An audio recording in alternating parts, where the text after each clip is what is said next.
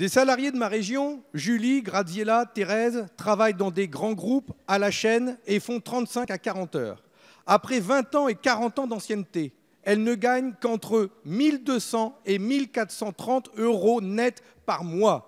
C'est le tarif légal. Près de 11 millions de salariés touchent le SMIC ou à peine plus après une vie passée au travail.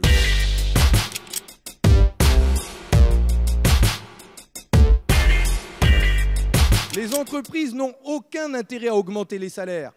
Plus ils sont bas, plus elles reçoivent d'aides de l'État, sous la forme d'exonération de cotisations, ou encore avec le RSA ou la prime d'activité versée aux salariés pour compenser le faible niveau de leur rémunération.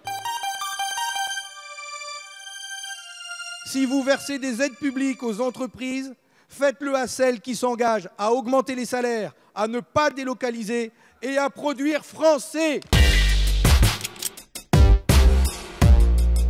Moi, je suis entre 1100 et 1200 euros selon les week-ends que je vais effectuer ou les jours fériés. Là, actuellement, du coup, on demande une revalorisation salariale. Ça fait 6 ans que je travaille pour cette société, ça fait 6 ans que je suis payée au même taux. Nous avons posé la question au Premier ministre, qui nous a dit que cette question n'était pas du tout à l'ordre du jour.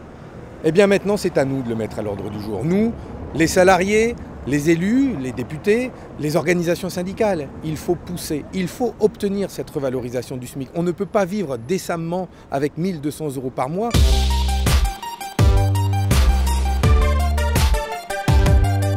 Les entreprises renouent avec la croissance, distribuent des centaines de milliards d'euros de dividendes. Cette richesse, elle est créée par les salariés. Elle doit être redistribuée aux salariés. Et il faut trouver des dispositifs pour accompagner les TPE, les PME, qui, elles, n'ont pas les mêmes marges de manœuvre.